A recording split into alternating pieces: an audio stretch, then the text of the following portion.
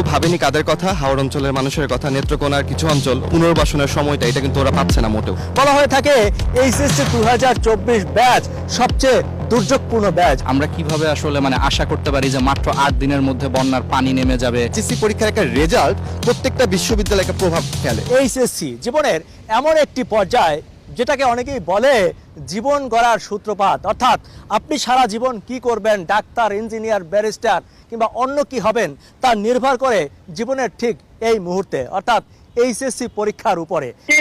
সমস্যা আমাদের বাড়ি যে মোহনগঞ্জ থানা বরান্তর, যখন ভাই চতুর্দিকে পানি এনে তো পরীক্ষা হচ্ছে গুলা 30 তারিখ দিয়েছে পরীক্ষা।